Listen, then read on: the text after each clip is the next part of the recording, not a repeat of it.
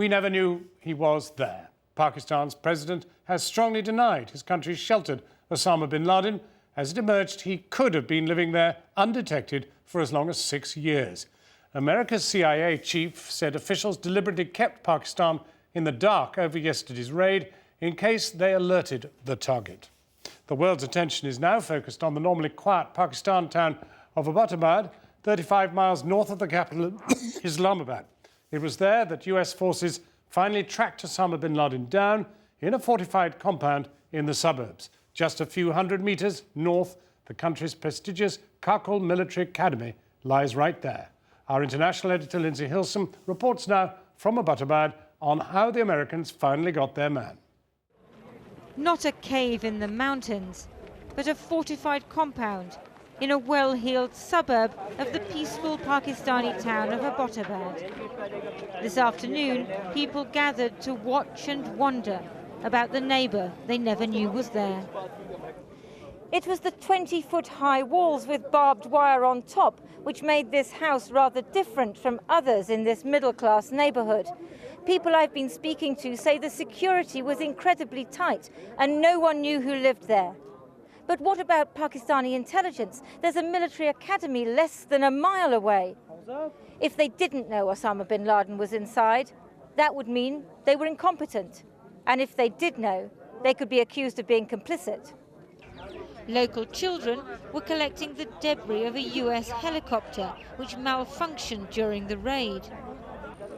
Bullet holes in the entranceway are one of the few signs of what happened on Saturday night, the details of which are becoming clearer. At midnight local time, 4 MH-60 Black Hawks approached the 3-story compound. 2 were used in the raid, the others wait in reserve.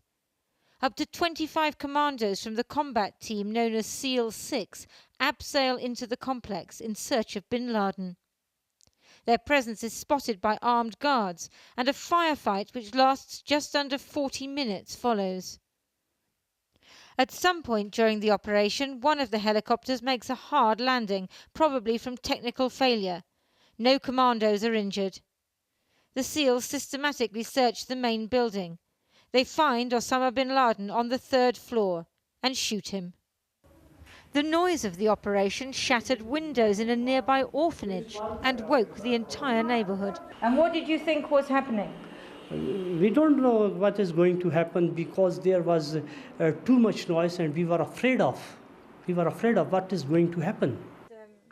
The local corner shop owner said 2 men from the house used to buy cold drinks and cigarettes. He never dreamed they might be working for the fugitive bin Laden.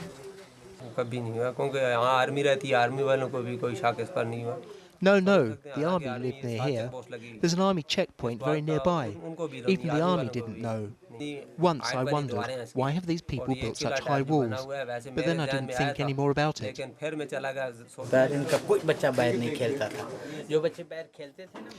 None of their children ever played outside, and whenever the neighbouring children's ball went into that compound, they would knock on the door, and those people would tell them, "There's no ball here," and give them money. They wouldn't let them in. The Pentagon has released satellite photos showing the site in 2004 and 2011. Pakistani intelligence say they raided the place in 2003, but not again. The house wasn't built until 2005. Pentagon sketches show the layout, with gates linking the outer and inner sections of the house, and opaque windows. The compound had an independent supply of gas and electricity. People said it had its own connection to the grid. Everyone thought that this house was very strange, and it looked like these tall walls, and they refers towards a strange and a very frightening thing. That why this had a separate gas connection, why it has a separate electricity connection. It should have a connection with the Bilal town, but it had no connection.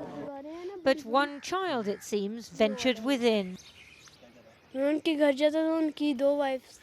I used to go to their house. He had 2 wives. One spoke Arabic and the other one spoke Urdu.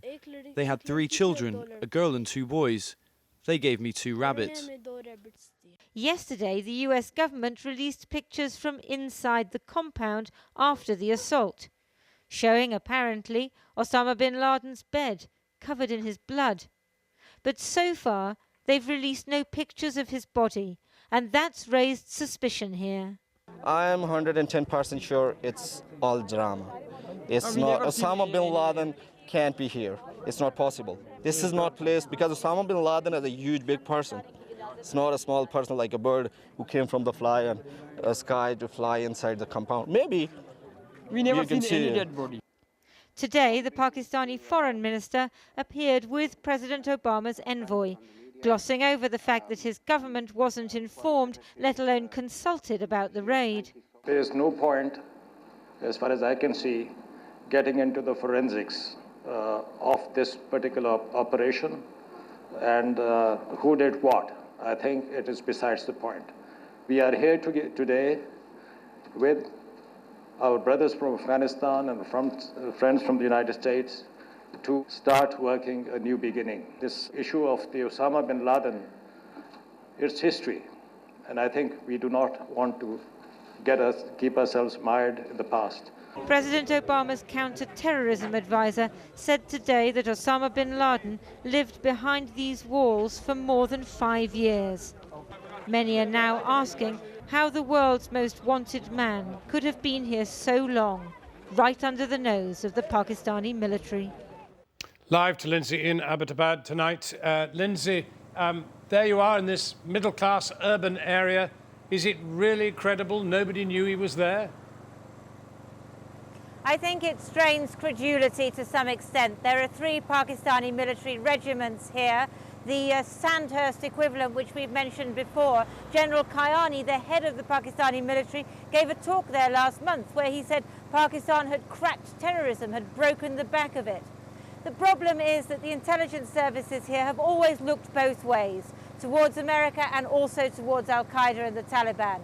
That's one reason why they have such good contacts, they have such good intelligence. But it means that they are in factions. It doesn't always work. And on this occasion, it certainly didn't work. If anyone did know, they weren't telling the people who wanted to know most.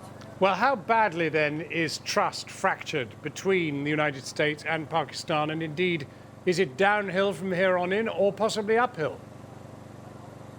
Well, I think it is fractured. It's been fractured for some time. This country gets $1 billion of military aid a year from the Americans. And so I think that many people in America are going to be saying, well, what is that being spent on?